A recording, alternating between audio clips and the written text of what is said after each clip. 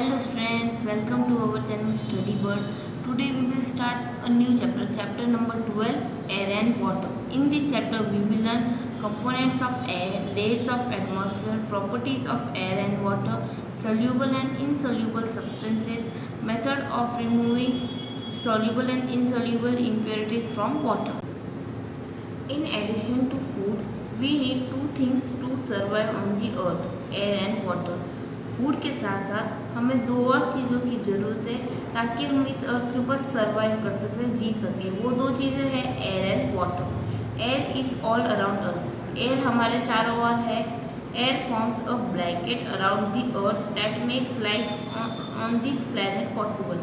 Air एक blanket सा अर्थ के चारों ओर बनाती है जिसके कारण अर्थ के ऊपर लाइफ पॉसिबल हो चुकी है, संभव हो सकी है।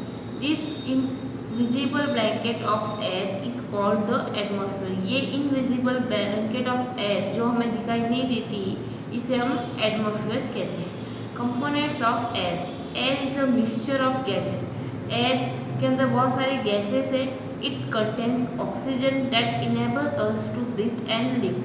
इसके अंदर ऑक्सीजन होती है जिसके कारण हम ब्रीथ कर सकते हैं और इसके कारण हम जी सकते हैं।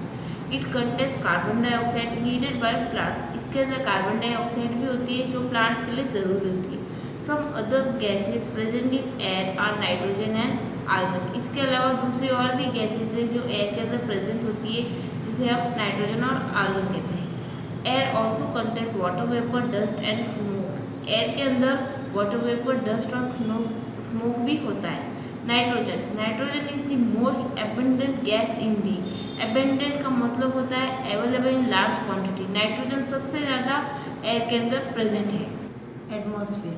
Air contains 78% nitrogen. एयर के अंदर 78% नाइट्रोजन होता है। Plants need nitrogen to grow. Plants को नाइट्रोजन की ज़रूरत होती है ताकि वो ग्रो कर सके।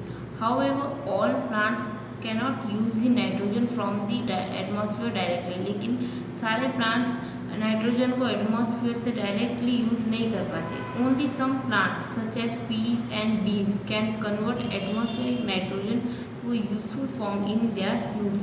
सिर्फ कुछ ही प्लांट्स जैसे पीज और बीन्स वो एटमॉस्फेयर के जो नाइट्रोजन को अपने यूजफुल फॉर्म में कन्वर्ट कर लेते हैं अपने रूट्स में। Other plants get nitrogen from the soil. और कुछ दूसरे प्लांट्स नाइट्रोजन सॉइल से ले लेते हैं। Nitrogen is use to make fertiliser. Nitrogen का यूज़ फर्टिलाइजर बनाने में भी करते हैं। It also use to keep packed food fresh. इसका यूज़ पैक्ड फूड को फ्रेश करने के लिए भी रखा जाता है। Liquid nitrogen is very cold. Liquid nitrogen होती है वो बहुत ही ठंडी होती है। It is use in laboratories, blood banks and food storage units to keep items frozen. Liquid nitrogen बहुत ही कोल्ड होती है इसलिए इसका यूज़ लेबोरेटरी में, ब्लड बैंक में और फूड स्टोरेज यूनिट्स में किया जाता है ताकि जो फूड आइटम्स या दूसरे आइटम्स हैं वो फ्रोजन रहे, ठंडे रहे। Oxygen. Air contains 21% oxygen. Air के अंदर 21% ऑक्सीजन होता है। The presence of oxygen makes life on the earth possible. Oxygen के कारण ही अर्थ के ऊपर लाइफ पॉसिबल है, संभव है। Oxygen is also needed for burning. Oxygen burning के लिए भी ज़रूरी है। Let us do an activity to see this. Activity 1, हम दो कैंडल्स लेंगे, दोनों को जला देंगे और एक टेबल के ऊपर रख देंगे। फिर उनमें से एक जो कैंडल है उसको उल्टे ग्लास से रख देंगे या तो किसी ग्लास जार को उसके ऊपर रख देंगे और जो दूसरी कैंडल, सेकेंड कैंडल है, उसके ऊपर कोई भी कवरिंग नहीं लगाएंगे, उसको अनकवर्ड छोड़ देंगे। फिर कुछ मिनट बाद में आप देखेंगे कि जिस कैंडल को हमने कवर किया है वो जलना बंद हो गई है और जिस कैंडल को हमने कुछ कवर वगैरह नहीं लगाया वो अभी भी जल रही है। इसका ये कारण है क्योंकि कवर लगाए कैंडल तब तक जलती है जब तक उस ग्लास जार में ऑक्सीजन होती है और जैसे ही ग्लास जार में ऑक्सीजन ख़त्म हो जाती है वो भी बुझ जाती है। और जो सेकेंड वाली है उसके जो वो ऑक्सीजन एयर से डायरेक्ट लेती रहती है और कंटिन्यू जलती रहती है। Carbon dioxide. Carbon dioxide is needed by all green plants to make their food. Carbon dioxide और सारे ग्रीन प्लांट्स के लिए ज़रूरी ताकि वो अपना खाना बना सके। Carbon dioxide plays a major role in trapping the sun's heat that enter the atmosphere. Carbon dioxide बहुत ही मेजर रोल प्ले करता है सन की जो हीट को एटमॉस्फेयर के अंदर ट्रैप करने में। This maintains the required warmth on the earth, ये अर्थ को जितनी गर्मी चाहिए उतनी गर्मी को मेंटेन करने के लिए मेंटेन करता है। However burning large amount of fossil fuels release a lot of carbon dioxide into the atmosphere, लेकिन हम ज़्यादा अमाउंट में फॉसिल फ्यूल्स को जलाते, उसके कारण बहुत सारे अमाउंट में कार्बन डाइऑक्साइड एटमॉस्फेयर में रिलीज होता है। This excess carbon dioxide in the atmosphere traps the heat from the sun, और इसके कारण बहुत सारे कार्बन डाइऑक्साइड बहुत सारा हीट को एटमॉस्फेयर के अंदर ट्रैप करके रखता है। This can raise the temperature of the earth, इसके कारण अर्थ का जो टेम्परेचर वो भी बढ़ जाता है। Water vapour, the water from the surface of rivers, ocean and other water bodies evaporate and forms water vapor in the atmosphere. जो रिवर्स के सरफेस, ओशन और दूसरे वाटर बॉडीज़ का जो वाटर है वो इवापोरेट हो जाता है, गर्म होके वाटर वेपर में कन्वर्ट हो जाता है और एटमॉस्फेयर में चला जाता है। Water vapour also contribute in trapping the sun's heat inside the atmosphere, water vapour भी अपना योगदान देती है ताकि वो सन की हीट को एटमॉस्फेयर में ट्रैप कर सके।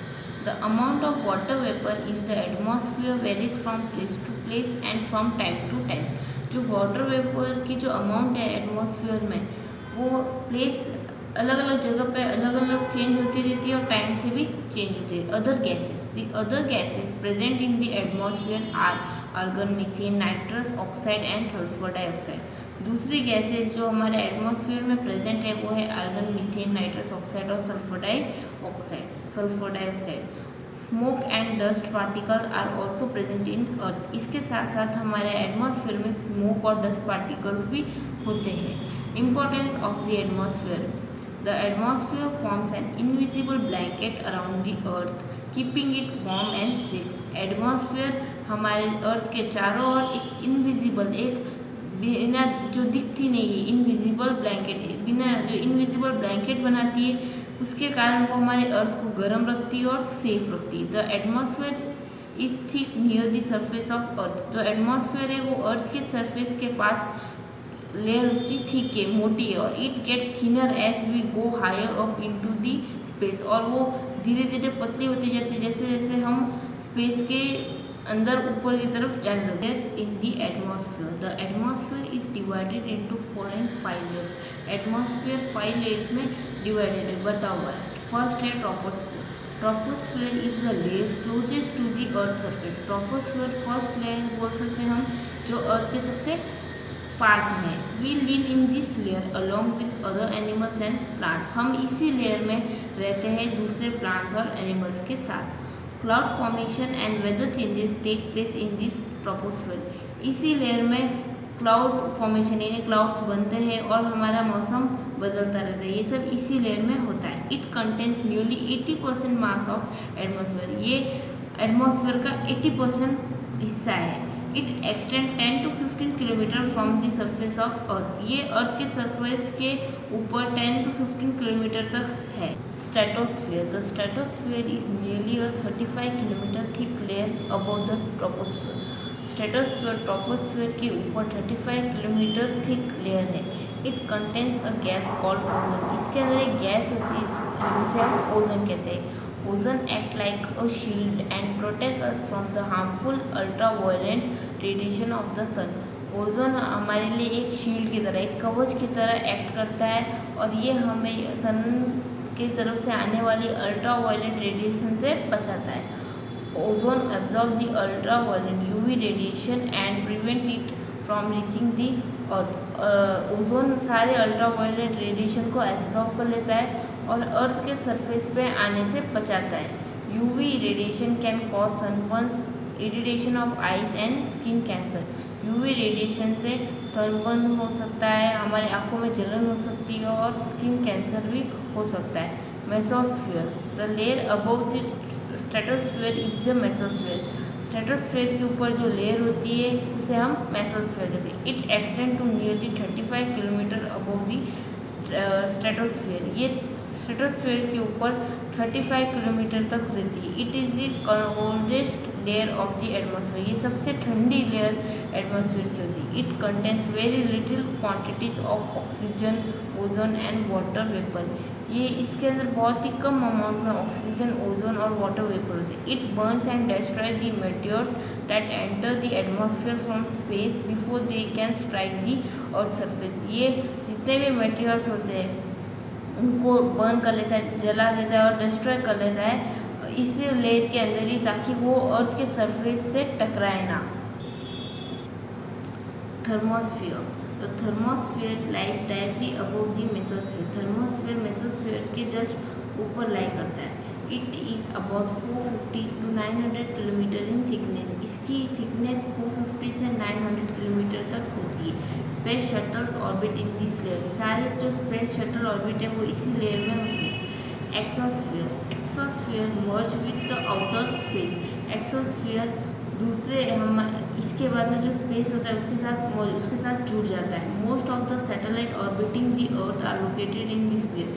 बहुत सारे जो अर्थ के बाद जो सैटेलाइट वो ऑर्बिट करते रहते हैं, घूमते रहते हैं, वो सारे इसी लेयर में पाए जाते हैं। Properties of air. We cannot see और smell air, yet we know that it is all around us. हम एयर को देख नहीं सकते, स्मेल नहीं कर सकते, लेकिन फिर हमें पता है कि ये हमारे चारों ओर होती है। We can feel it moving on windy days. हम इसे फील कर सकते हैं, महसूस कर सकते हैं जब वो बहुत ही हवादार दिनों में वो मूव करती है। Air has mass and occupy space. Air का मास भी होता है और वो जगह भी घेरती है, इसलिए देयरफॉर एयर इज मैटर। इसलिए एयर एक मैटर